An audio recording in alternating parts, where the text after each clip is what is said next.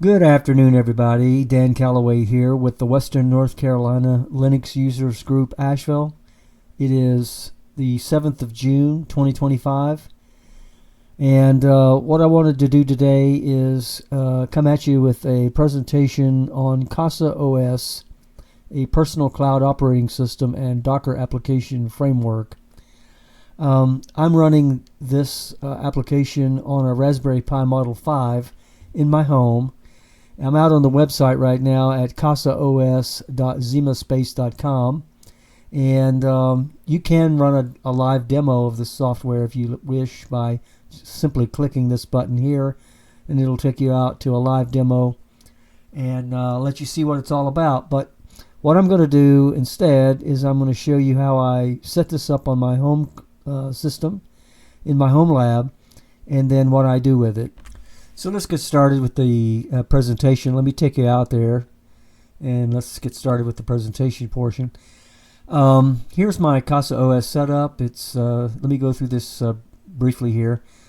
The CasaOS requires a compatible system, and what I mean by that is it requires a single board computer, such as a Zima board, which is really a single board computer server.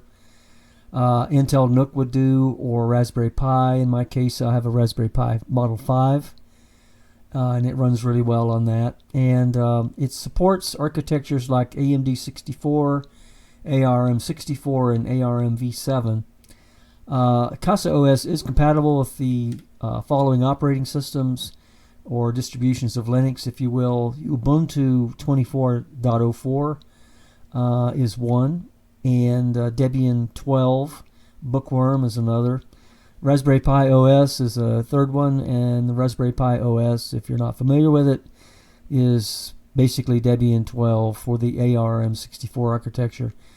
And finally, it will run in CentOS Linux. Now, CentOS, of course, has been deprecated and replaced with Alma Linux and other Linux distributions that replaced it. But if you are running CentOS, CasaOS should run quite well on it. Now, CasaOS requires a minimum of 8 gigs of RAM, recommended for optimal performance, and that's what I have on my Raspberry Pi. And it does, like I said, run pretty well. The Raspberry Pi Model 5 that I'm using is an 8 gig model. It has the BCM 2712 CPU, 2.4 gigahertz processor. It has two USB 3.0 ports, one 2.0 port, and two micro HDMI ports, and also 1 gigabit Ethernet LAN port, and it is LAN, Wi-Fi, and Bluetooth connectivity compatible. Very easy to set up. Took me just about 30 minutes to take it out of the box and put it together. The one I bought from Amazon for about $106. So you do have to screw the Raspberry Pi down to the board or to the box, and you have to apply the paste tape and apply the heatsink and connect it to the main board. And then you're ready to go. Okay. I also purchased a PNY 512 gigabyte micro SD card for this CasaOS setup, and that's for additional storage and for utilization of Docker applications. I did not want to run out of any space. I did not want to use 32 gigabyte micro SD card, which is standard, especially in the Raspberry Pi. You're not going to get very many Docker applications installed on that without starting to run out of space, and also other things that the operating system itself has to take up some amount of that space, and of course CasaOS framework will be taking up some space. So having this 512 gig PNY micro SD card was very helpful. In addition, I have a 2 terabyte 3.5 inch SATA HDD running in an enclosure, so it's a spinning hard drive. It's attached to my Raspberry Pi Model 5 via USB port 3.0 port, and that's what I use as an external drive for my NAS capability.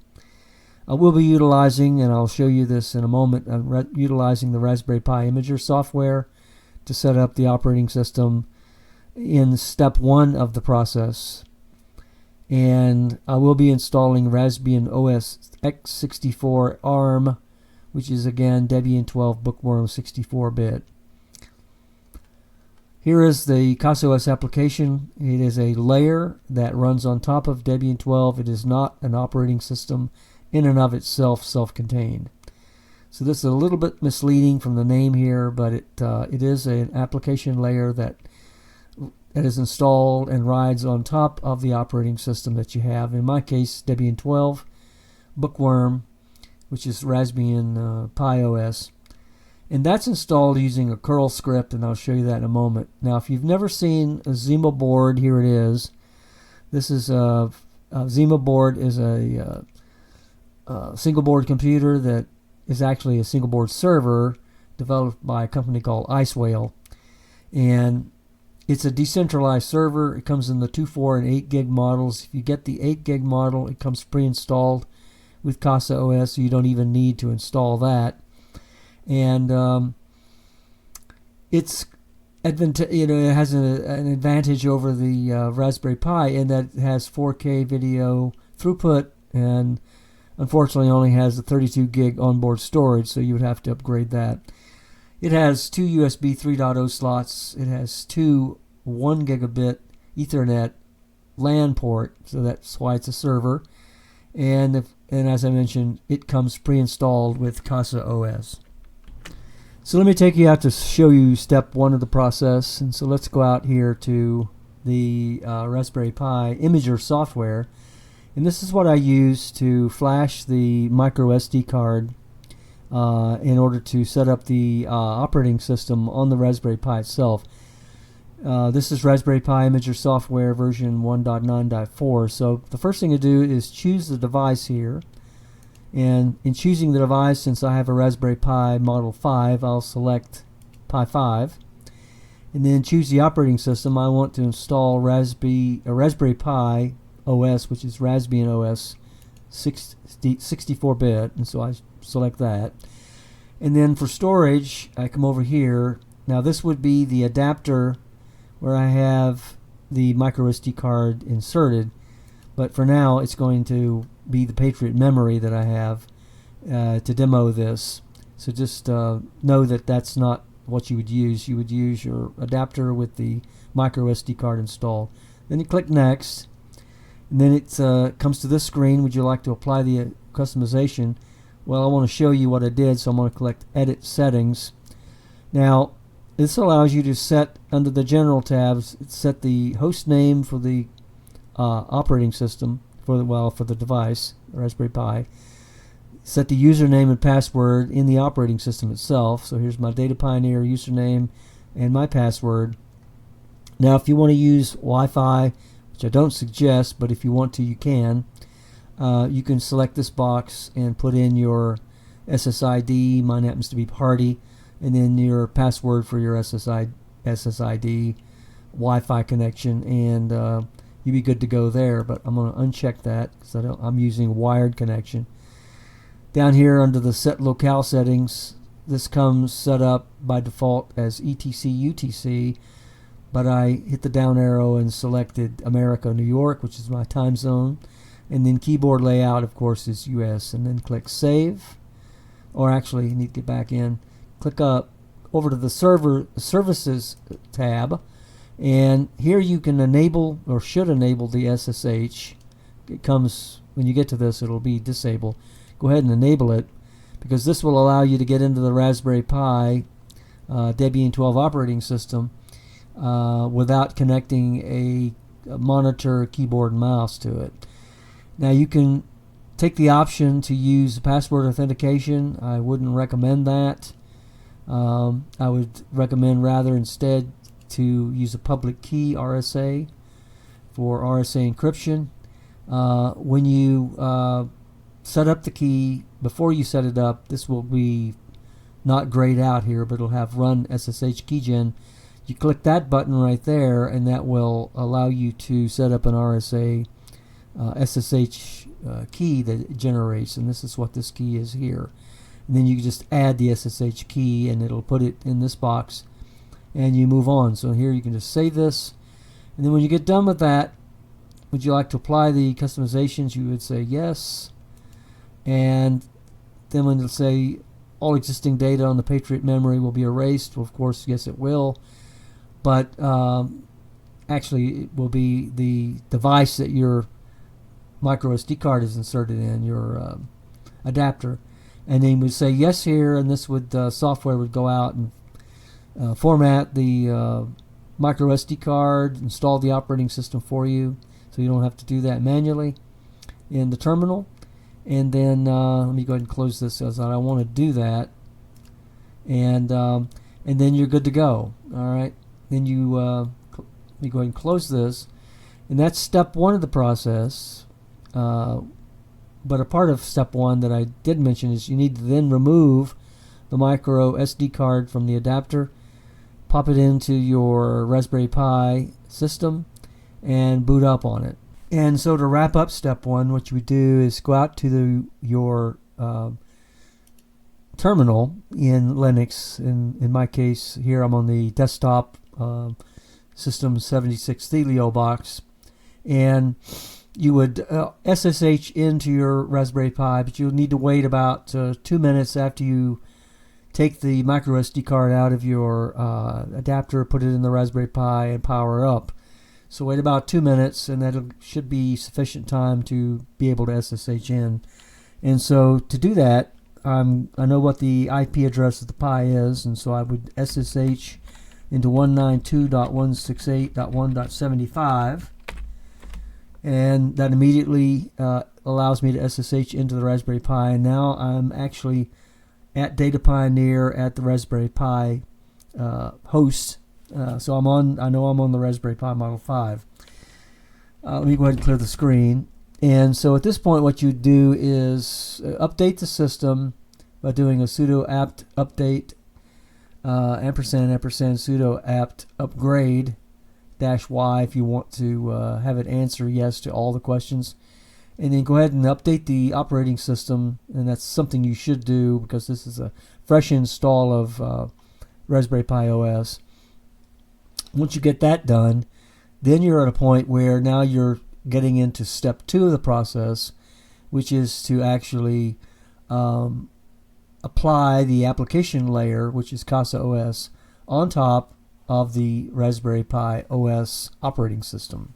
So in step two of this process now, what we need to do is go out to the website at casaos.semaspace.com and look for this curl command that I referenced earlier. Just click this box here to copy this command. This is all you need to do. Nothing complex here. Then go back out to the terminal and hit the Control-Shift-V and paste that command into the terminal and hit enter. I'm not going to do it here because I've already done it, and I don't want it to run over top of what I've already done. This will run the application layer CasaOS and install it on top of Debian 12 Bookworm. Now this whole process, from the time you start it until it finishes on my machine, or actually in the Raspberry Pi, because that's where it's running, Raspberry Pi 5 with a 2.4 gigahertz processor and 8 gigs of RAM, took about less than 3 minutes. What it does basically is it does some checks. It looks to see what operating system you're running, looks to see what processor you have. It checks to see what RAM total you have, amount of RAM, also how much storage you have on the Pi, and a couple of other things. And when it completes that, then it runs the process. Altogether, it takes about less than 3 minutes. And then you're good to go at this point. So now what you would need to do, let me just back this out so I don't accidentally run it. You would need to go back out. At this point, you're going to get a notification at the bottom of the completion of this process in step 2, telling you that CasaOS has been successfully installed, and it'll give you the information about where the IP address that you need to go to access CasaOS dashboard from your browser on your desktop. All right, so now what you're looking at here is I'm out on the web, but I'm on my desktop PC, not on the Raspberry Pi, and I want to access the CasaOS and Debian 12 combination, which is CasaOS, from my browser at my desktop, which is MX Linux. And you don't have to have any special operating system to do this. Just you have to have a browser. That's all you have to have that is compatible, with accessing URLs. Now, CasaOS runs on port 80 by default, and something that I will show you later that enhances this whole CasaOS setup prevents me from using port 80 because I'm using something called Nginx Proxy Manager, which must use port 80. Can't use anything else. Can't even reassign it. It has to use port 80. It's a web server. So, and it's a web server, and it's also a proxy manager. So what I have to do here is go into CasaOS. I'll show you this in a moment. And I have to redirect the port that CasaOS uses in order to access the dashboard. So to get to the dashboard locally, all right, I just go to my browser and I type in the IP address. Well, actually type in HTTP because it's going to be colon / / because it's going to be a non-secure access for locally. And then type in the IP address of the Raspberry Pi, which is 192.168.1.75. And I reassigned CasaOS to use port 8800. Okay? And then hit enter, and that takes me to the login screen. Alright, so now I'm going to go ahead and use my password manager to log in. And click login, and I'm in. This is the CasaOS dashboard. And I'll walk you through all of this here in a moment, but I wanted to first show you how I redirected the port that CasaOS uses away from port 80 to use port 8080, or 8800 I mean, rather, in this case. And so go to settings here, which is if you come up here to the in the browser, come up here to these three icons, go to the middle one, settings, click settings, and come down to web UI port, which is the fourth one down from the top. It says port 8800, and it initially said port 80, so I hit change, and I changed port 80 to port 8800 and click submit. That changes that. You have to log out of CasaOS, log back in, and now you'll access it via port 88, whatever you change it to. In my case, 8800. And like I said, I had to change it away from port 80 because I'm using Nginx Proxy Manager for a very good reason. And I'll demonstrate that here in a moment. So as you can see, the dashboard here, it's a very nice setup. Let me walk you through what it entails. Here at the very top left, you've got the time of day and the date and the day of the week showing up here. And then as you go across, you've got a search capability to search for within the dashboard itself. And then you've got some things like advertisements within CasaOS, like sync your data and smarten up your home, to point you to applications which are in this app store here that I'll open up here in a moment. And if you come down here on the left, you've got a system status information. Here it's indicating I'm using 2% of the CPU processing power, which is very good. And at the CPU itself is at 47 degrees centigrade, which is not bad at all because it's using a cooler. And then if you come across to the right, it's saying that I'm using 28% of my total RAM, which is 8 gigs. Now the reason this may appear to be a little high but not bad is because I am running 12 Docker applications. Okay, so each of those Docker applications uses some amount of RAM as long as they're running. Now I can turn one or more of these off to lower the amount of RAM if I want to. It's I don't have to keep them all running simultaneously. Just want to let you know that. If you continue down on the left, the very first storage item you see here that says it's healthy, that it's using 32.69 gigs out of a total of 456.54 reported by the system gigabytes. This is the Raspberry Pi itself. Okay, so this really is 512 gigs, but part of that is the operating system and CasaOS. So usable total is 456.54 as reported by the system, and I've used 32.69 of that. All right, if you come further down here, this is the 3.5-inch, 2 terabyte spinning hard drive that I have attached externally to my Raspberry Pi via USB 3.0 port, and I have data loaded on it through this files interface here that I'll get into in a moment, and it is using right now 143.13 gigabytes out of a total of roughly 2 terabytes, 1.82 as reported by the system. All right, so no worries about using space anytime soon. 2 terabytes is quite sufficient. Now this is the NAS portion of CasaOS. This can be used to load files and then set up shares, which are Samba shares, which can be accessed on a Windows system or a Linux system or Mac across the network, and that's your network attached storage. So if you wanted to use this as a network attached storage device, here's the way to do it, and I'll get into more detail in a moment.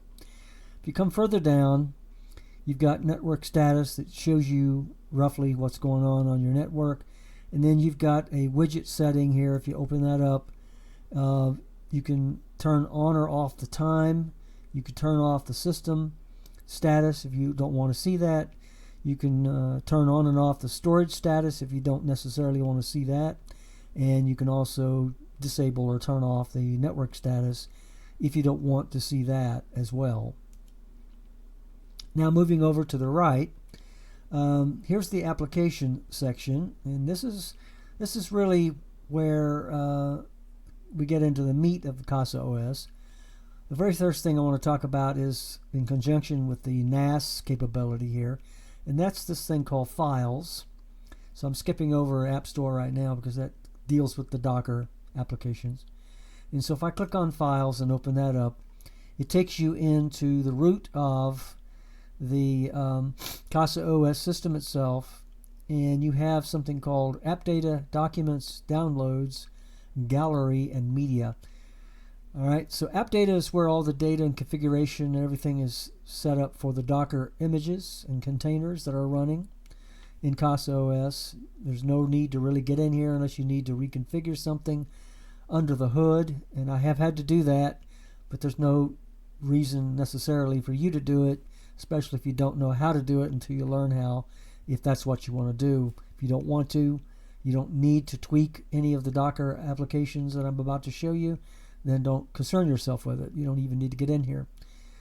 Now the documents, if I click on this, I've got a couple of folders already loaded in here. My writing, and a friend of mine, Fred Hansen, who's now deceased, his writing is in here.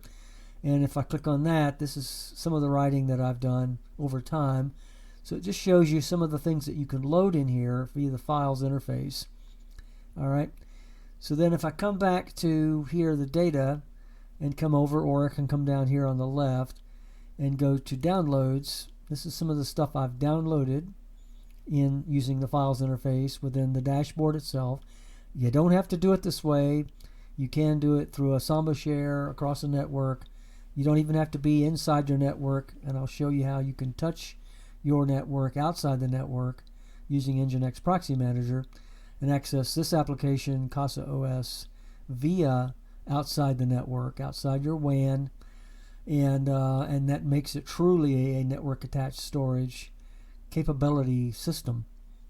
This really shines for people who want to set up a personal cloud, and a personal cloud portion being the internet, personal meaning it's your stuff. You know, I don't pay anybody here.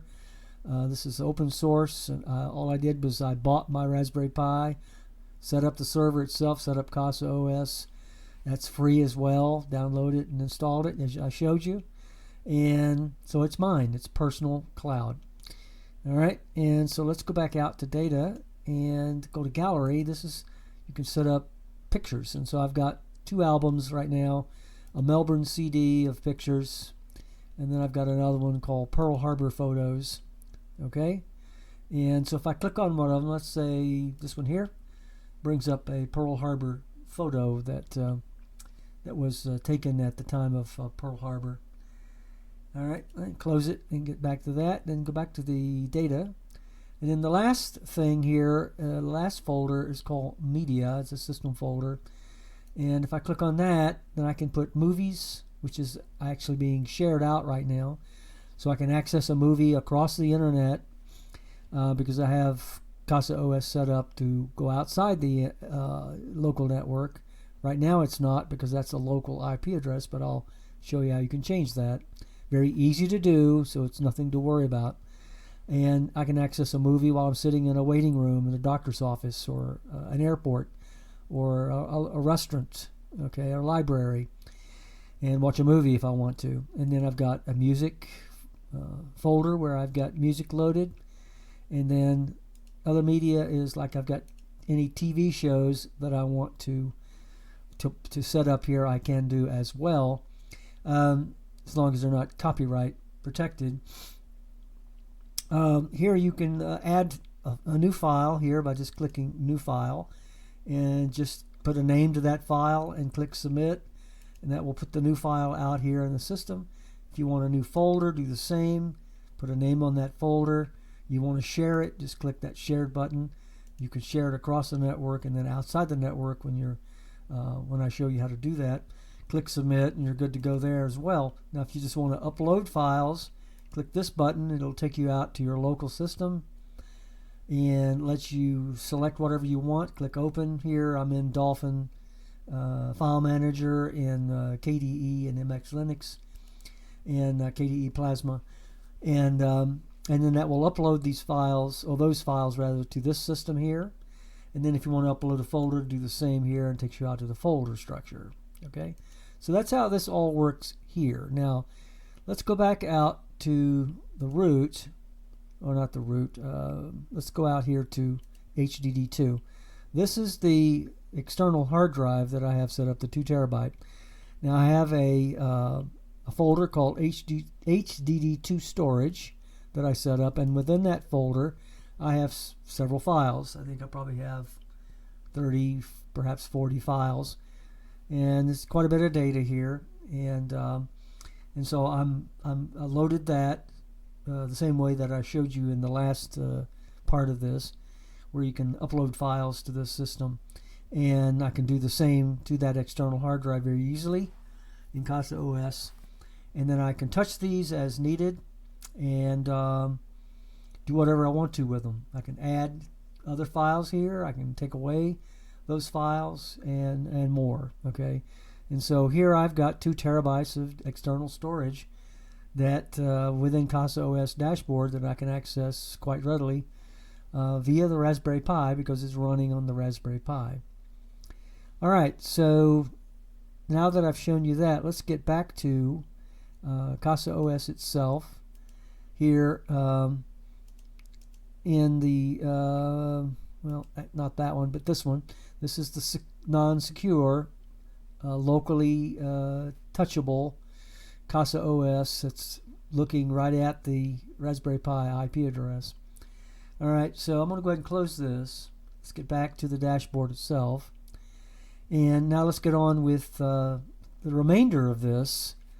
Which is really the part of CasaOS where CasaOS shines, and that is the fact that you have the capability now, having set up CasaOS, not only to have a personal cloud that I demonstrated, but you also have the capability of setting up one or more Docker applications that really give you a lot of power and can do a lot of things with that you would not necessarily be able to do otherwise.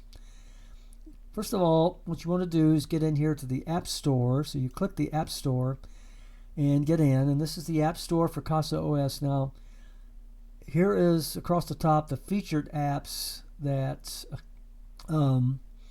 CasaOS brings to the front, so that you can look at. These are things that most people want, okay, within this app store.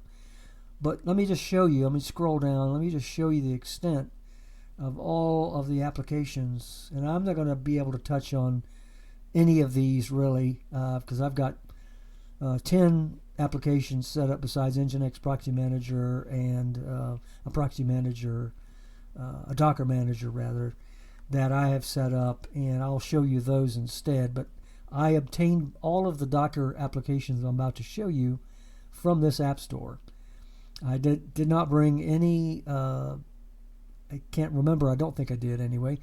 I didn't bring any image in from like linuxserver.io and create my own container, Docker container from that image, where I deployed that stack into a container.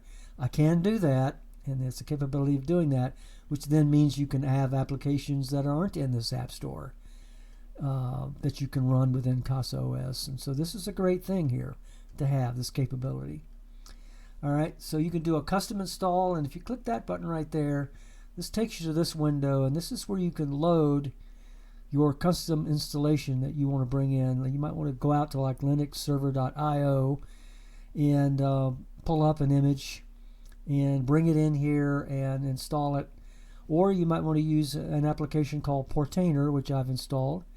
And that's a better way of doing it, actually, because it manages that Docker container for you after you've got it deployed and running.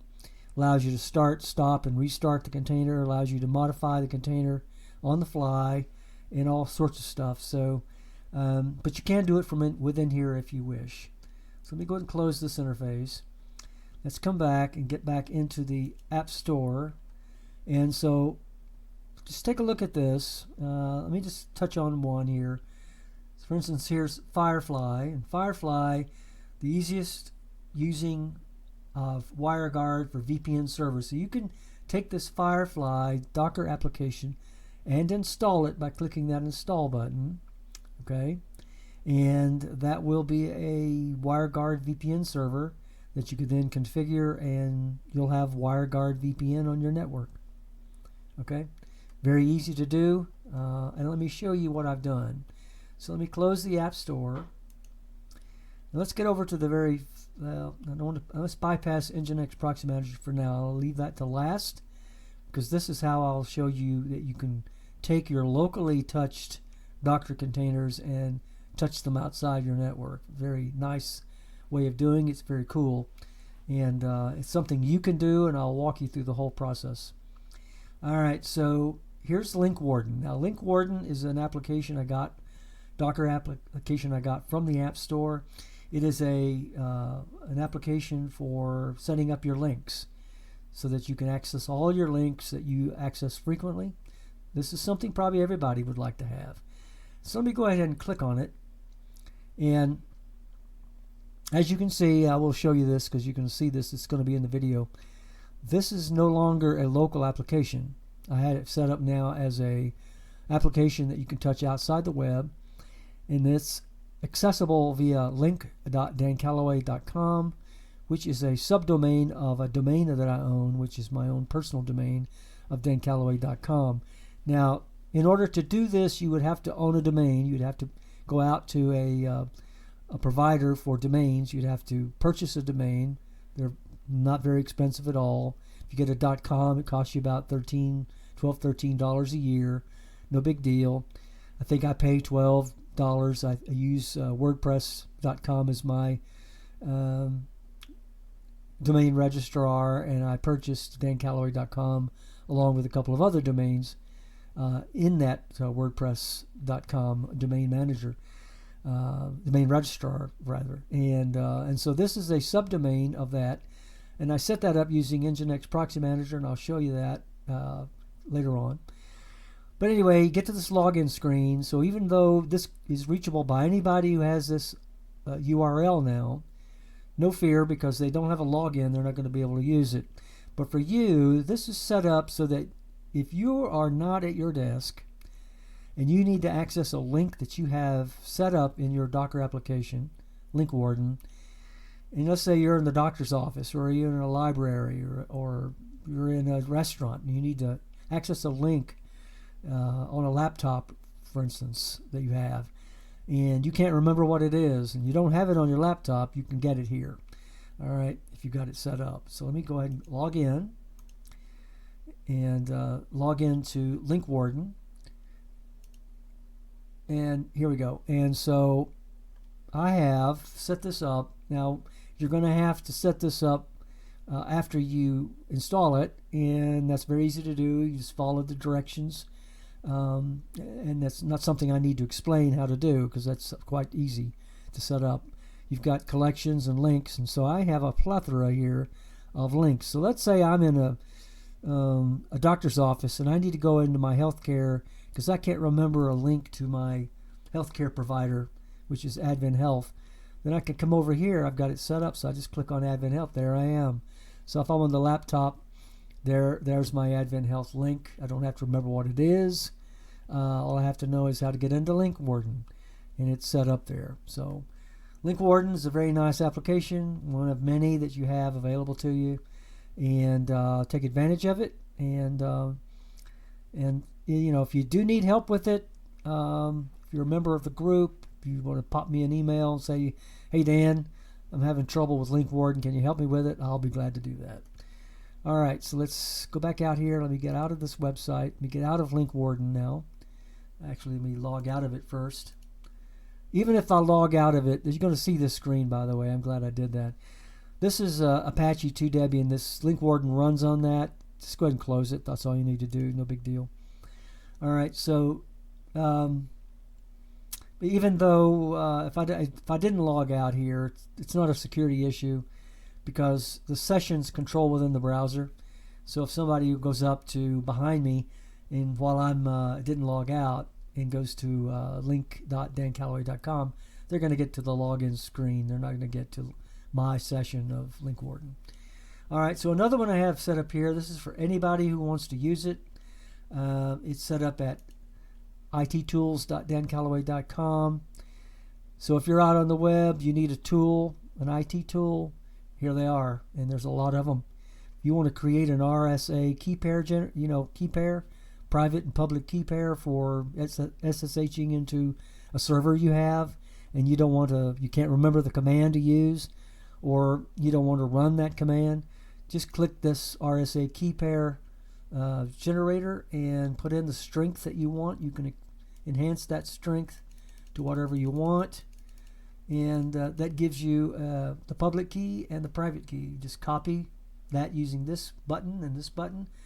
Copy this one to your server, or copy and send this one up to wherever you're SSHing into, and this one to the desktop rather, and then this one to your server wherever you're accessing, and you're good to go.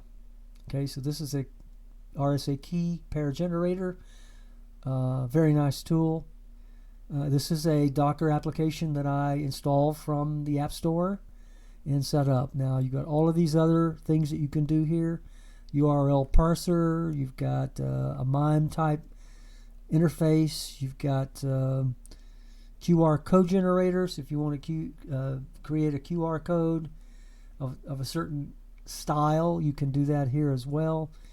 You've got a Git cheat sheet, which is all the Git commands that you would use if you've got a GitHub or GitLab account, or if you're running your own Git server, which I am, by the way. I'm running my own Git server now called Git Access, and I'm running it from an application I installed in Docker here on the dashboard. And I am, well, I'll get into that later, but anyway, if I forget one of the commands to use, here they are. Okay, so that's enough of that. Let me get out of that. There's plenty more. I don't have time to go into all of them. Here is an application that is similar to applications like HTOP or TOP or ATOP or CTOP even. But it's called Glances, and this is the Glances web application. So I can be anywhere in the world and go up and click on, actually, to get to this from anywhere in the world, I do have it set up on a website that's a subdomain of my domain, so I could get to my dashboard and click on this link, or just if I remember what the subdomain is for Glances, which is called glances.dancalloway.com, I can just simply access that at glances.dancalloway.com. And what this is an application that not only looks at all the processes running on my Raspberry Pi, doesn't let you make any changes, so there's no fear of anybody getting in here and modifying my Raspberry Pi in any way, stopping a process or anything like that. It's just a monitoring tool. So it lets me see all the processes and things like that, and it also lets me see all the running Docker containers that I have. Doesn't tell me what the IP addresses are, the secure IP addresses or anything like that, but it does show me the running processes, what's running physically on the Raspberry Pi. So there's like 12 Docker applications that are running simultaneously here on the Pi. And in the process of doing that, I'm only using 6.6% of the CPU right now.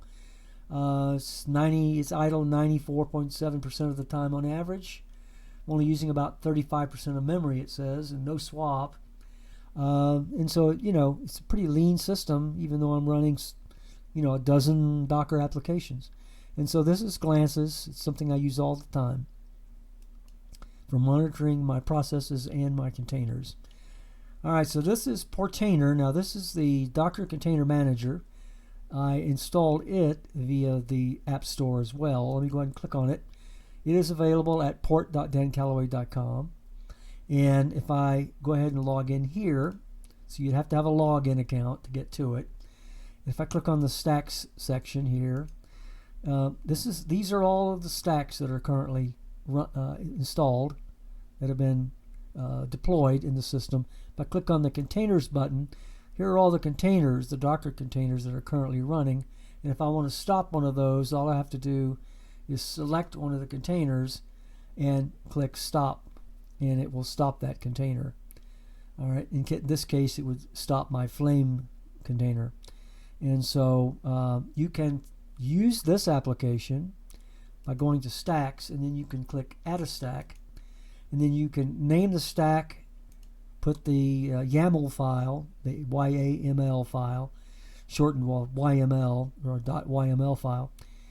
YAML stands for yet another markup language, and you can just load that in here, come down, put any environments that you need to put in for that container to support it, and then click deploy the stack, which is now grayed out because I don't have anything loaded there, and it'll actually deploy the stack. And if it's successful, you'll get a notification up here saying that the stack was successfully deployed, and then you come back out to the container and it will be running here in Portainer, and will actually let you it'll show you where it's running, how to access it, and you can start, stop, and restart it here. Okay, so this is Portainer.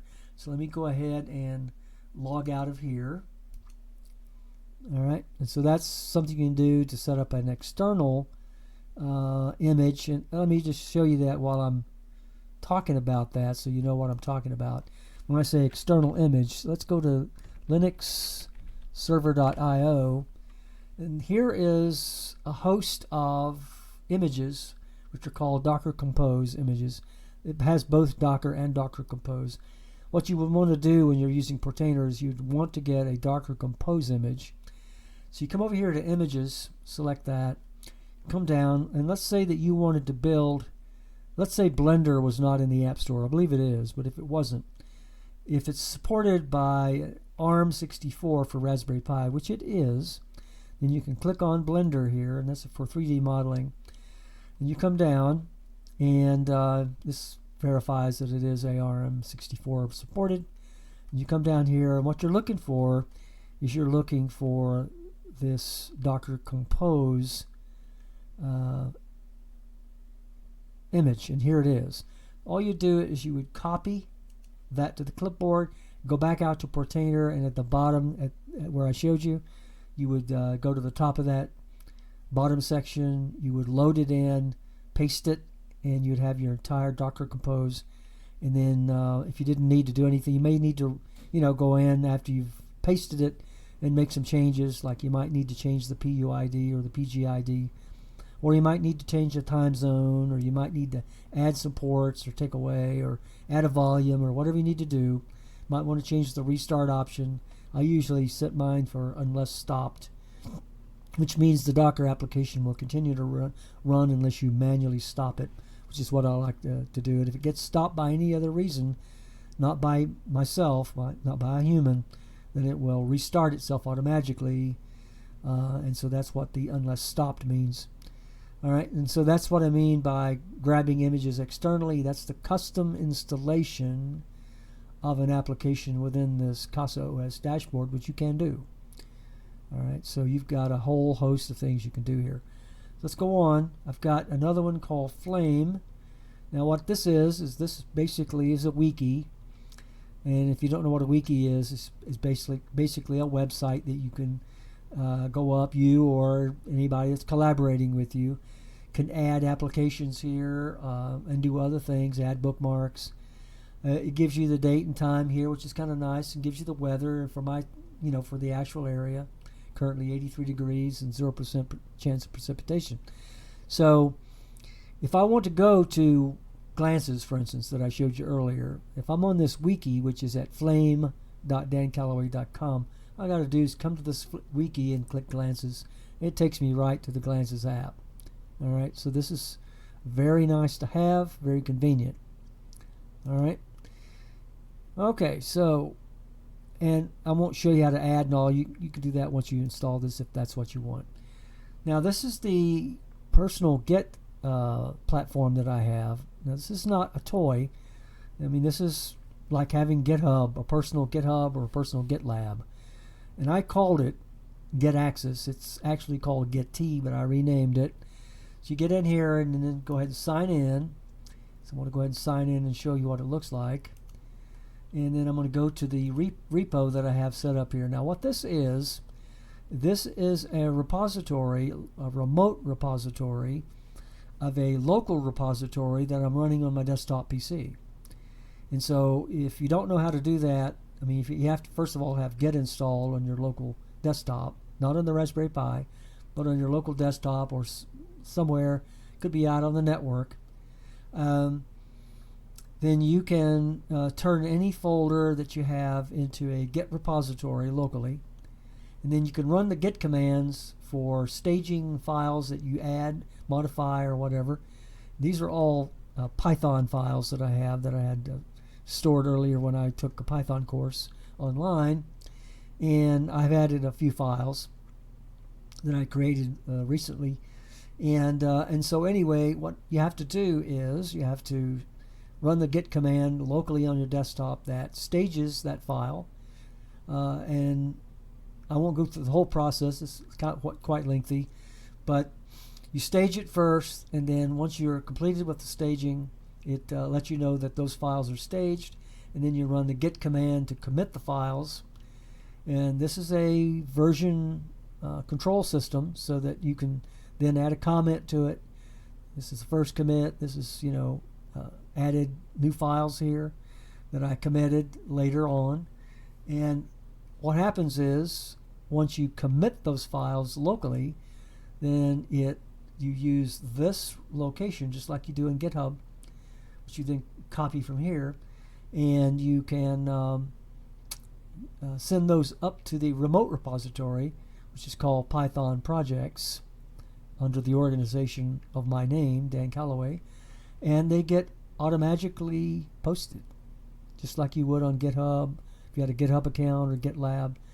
And so this is just one example. I mean, you don't have to do just simply files here. You could set up a program. You could set up your own operating system, stage and commit all those files in the setup that you have for your distro, and set it up here. And this is a remote repository. Now from here, anybody that has access to getaccess.dancalloway.com, in other words, if I make this viewable to the world, the repository, not the application, but the repository, you could actually clone my Python repository here called Python Projects, just like you would clone GitHub or GitLab, and use it for yourself.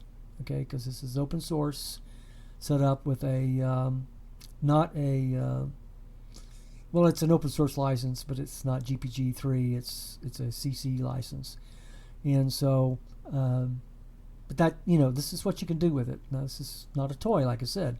This is something that's very usable and useful. And so let me get out of it. Enough said about that, because I don't want to get into something that's off topic here. It's beyond the scope of this video. All right, this ConvertX, I'm really not going to open that because it used that for converting files. That's touchable via the web as well. And it's for converting video files, converting regular files, and there's thousands of file conversions that you can do here. This is an application available in the App Store.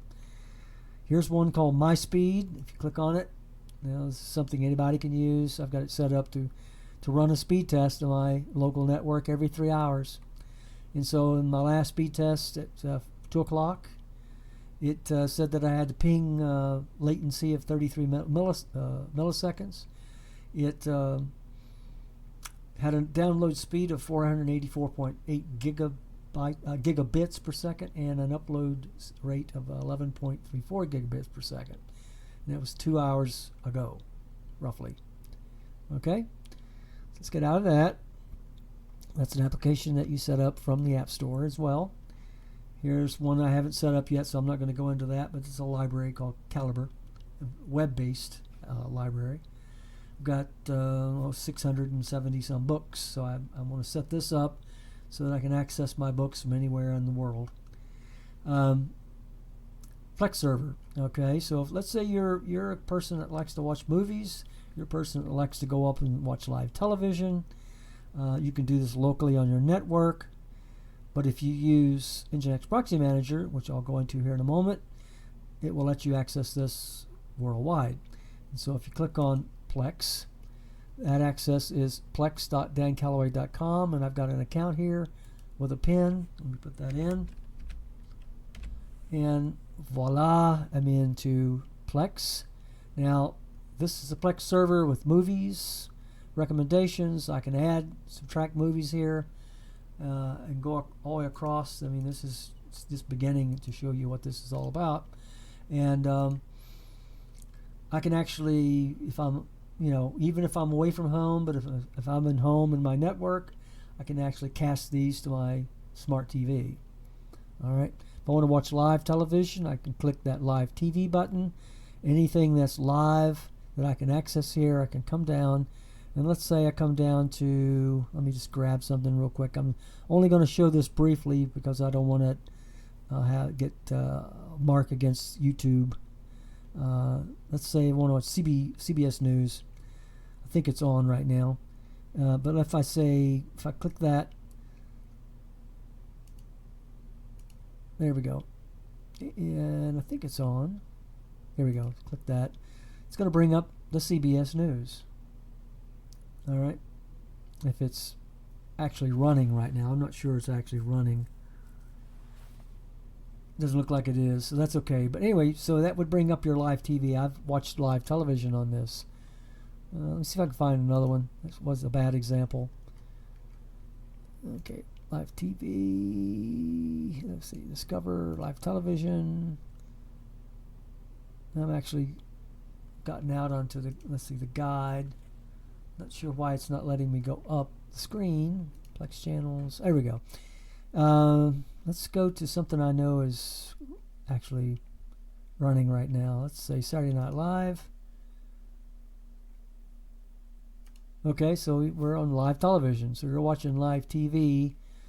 I'm on my desktop computer on my local network, but I could be out in the doctor's office because I can touch it at plex.dancalloway.com, get into my account, go up here, touch it, and watch live television while I'm sitting waiting to, have my teeth cleaned. This is very good. You can actually set up your own libraries. I won't go into it.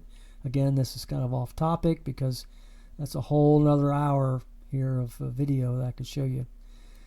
All right, so let's go back out, and I've got two more to show you, and then I got the final thing, which is the one I wanted to really show you. I've got SmokePing, which is a network latency grapher. Got this from the App Store as well. I won't go into a lot of detail here, but it shows you graphs of RTT, which is return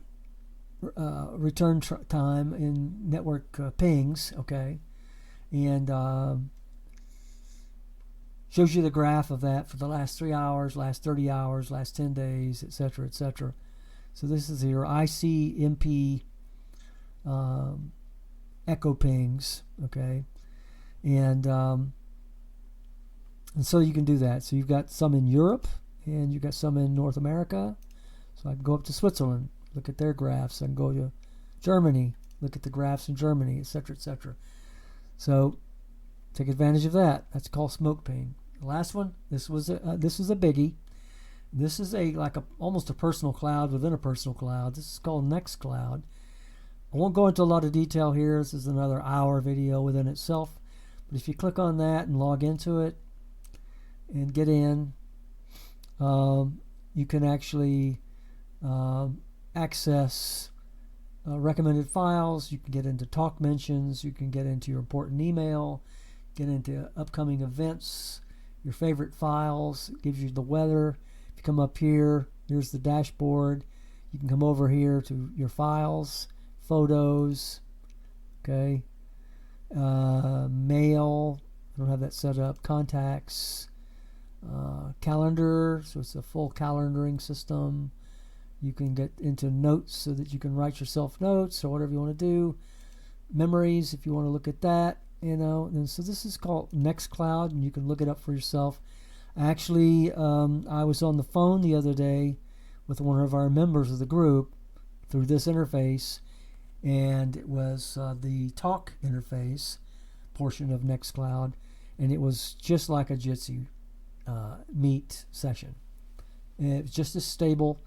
It was myself and the other person, and so I could set up my own sessions here, invite people in and have talks, have meetings, or whatever I want to do right from within this application. I wouldn't even need to be at my home, and it's all done via the courtesy of, auspices of CasaOS.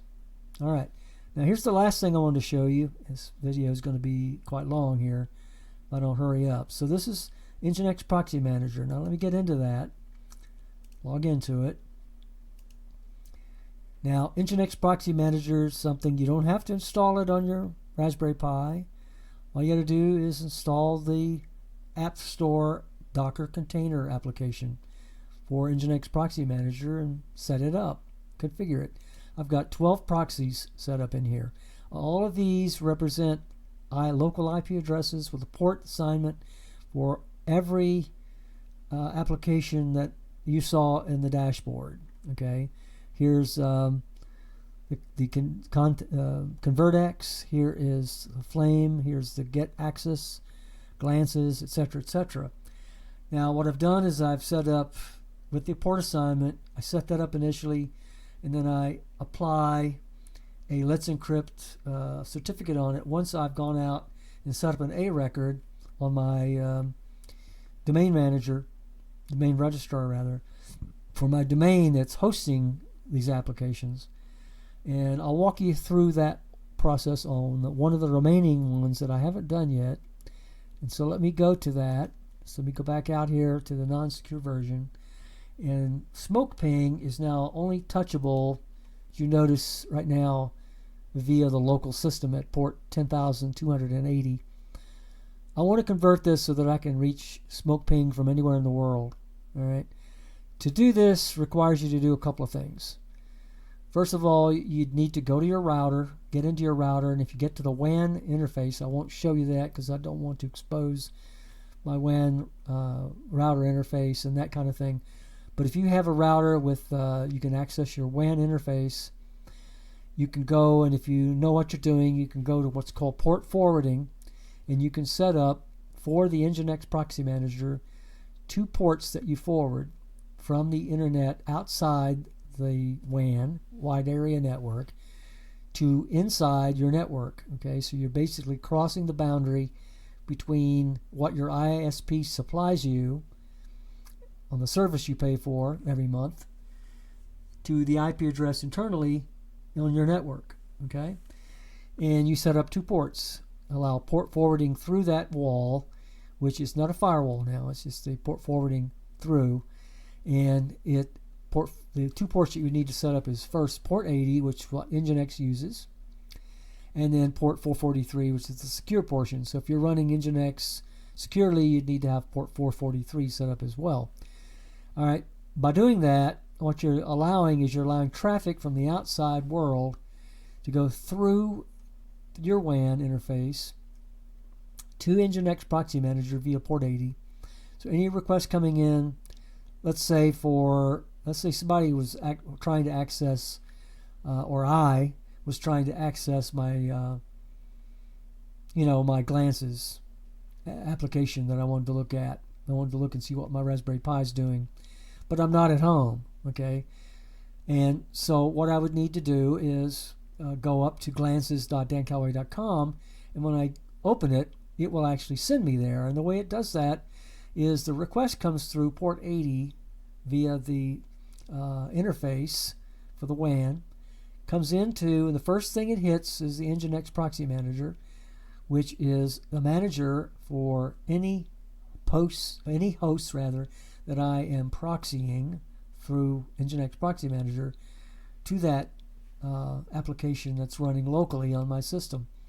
And so Nginx Proxy Manager is the first to receive that request from the outside world, and it says, hey, let me look and see if I have Glances as a local application running on the network here. Oh yeah, here it is. And it knows the IP address, and it sends that request to the Raspberry Pi at the IP address of 192.168.175 at the port assigned to Glances. I don't know what it is off the top of my head, but it knows, and it sends it there, and Glances receives it, processes the request, sends it back out through Nginx Proxy Manager, which then sends it back out on the web to me so that I can receive it on my laptop wherever I am. Okay, so that's the beauty of Nginx Proxy Manager. So let me go ahead and let me close this right now and get back into Nginx Proxy Manager, and let's go down. First thing I need to do is set up the router, as I mentioned. But the next thing you'd need to do is you'd have to have a domain manager, or what's called a registrar, and I have one of those, and it's called WordPress. So let me go there, and this is my domain registrar. Click on the login button and come down and log in, and once I get in here, then I need to go up to my domain that I want to host my locally running Docker container, and I come over here to just showing you this so that if you set this up yourself, you know how to do it. Come over to the Manage DNS, okay? And when I get into that interface, I need to add a record. Now, what I need to do is add an A record. You've got all kinds of records here, but you need to add an A record. You'd need a subdomain of your domain itself that supports that particular application that you're running locally. It's called SmokePing, so I'm going to call it SmokePing. Okay, so that would be smokeping.dancalloway.com. Also need to load the WAN IP address here into the points to, and then I need to change this time to live away from 3600 to 600 seconds so that this will come up quicker, and then add the DNS record. So now I've got a DNS record added to my host of records. I got an A record for every Docker application I'm running. So I should now have one called SmokePing, and I have it here. Okay. And so anything coming at smokeping.dancalloway.com is going to come to this IP address and come through to my local network. All right, so I can move away from here. Actually, I'm going to go ahead and even close this. I don't need it open anymore. I don't like to leave it open. And now I'll get back to Nginx Proxy Manager, and this is how I set it up. So I'll go ahead and come over here and add a proxy host. So I click Add Proxy Host button. Brings this interface down. Then come into the domain names, and I add in the A record entry that I just made, smokeping.dancalloway .com. Then click here to add it into this window. Then come down and add the IP address of my Raspberry Pi, 192, this is the local IP address, 192.168.1.75. I don't remember what the port is for smoke ping, so I'm going to go back out to here, come over here to these three dots, and come down to settings, and it's running at 10,280. Okay, so that's how it was initially set up at that IP address. So 10,280, I can actually copy that and close this, come back out here to Nginx Proxy Manager and paste it in. Now that I've got the forward port that's assigned to that application, I can come down and do cache assets, block common exploits, WebSocket support, make it publicly accessible, and click save. Now that loads smokeping.dancalloway.com, the HTTP insecure IP address at that port, HTTP only, as a proxy host here. All right, but I don't want to leave it that way. I want to make it publicly accessible via the web. So I need to apply a Let's Encrypt SSL certificate to it. So I come over to these three dots, click that, click Edit, drops this window down and come up to SSL, and then I need to come down to the SSL certificate window. I need to click it and request a new SSL certificate. All right, then I need to at least do one of these 5 things here. I need to set force SSL. Now once this gets set up, I'll come back and add the remainder of these, but to make it easier to set up the certificate, I just click this one here, force SSL. Leave everything else the same. This is the email address for Let's Encrypt. Now you will have to have an account on Let's Encrypt that validates that you have the ability to request certificates through them to apply them to your applications or to your website. And I do have that. It's dancalloway@hey.com. Then I hit the I agree to Let's Encrypt terms of service and hit save, and I wait. And I wait for it to apply the SSL certificate. And if everything works, it will apply. If that window goes away, it means it applied it successfully, and we're good to go. All right, so it went away, and so now this is no longer, it's still showing the HTTP, but it's a secure site. It's got a Let's Encrypt certificate on it. And so what I need to do is come out to the web and go to my browser and type in smokeping.dancalloway.com, hit enter, and there I am. So I'm in the SmokePing application that I just showed you earlier, and I can access this anywhere in the world. I could be in Germany, I could be in Switzerland, I could be anywhere, you know. As long as I have access to the internet and as long as I have a browser, like on a laptop or a tablet or whatever, I can get there. And so this is the beauty of having CasaOS and having access to the application store and being able to set these things up, and then using Nginx Proxy Manager the way I showed you. You should be able to go through that process. If you don't remember the steps, watch the video again until you learn how to do it, and you'll do the same thing I'm doing right now for yourself. And I'm telling you, it comes in extremely handy. Let me go ahead and close this. I don't need to keep it open anymore. And let's go back here. Now, this is the non-secure site, okay? I'm going to go ahead and close it, and then I'm going to take you out to the secure site, which is casa.dancalloway.com. Now, again, this is secure. It's the sessions here. Nobody can access it. If they get to that website, casa.dancalloway.com, and get to this dashboard, they will. But anything they touch here, other than like IT tools or glances, I don't care if they see my Raspberry Pi status and monitor that. That's okay. They can't get into it. Anything else here requires a physical login, so they're not going to be able to access the application. So I'm not worried about it. Okay? So that's CasaOS in a nutshell. I could go on longer, but I've taken up a lot of time here. So if you find this useful, then please install CasaOS. You need to go back and watch the video again to do that.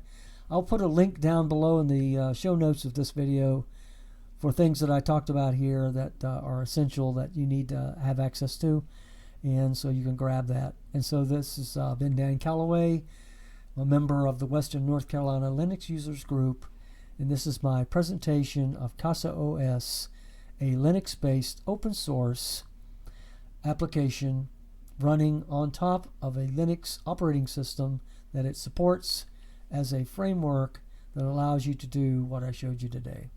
So have a good day and take care.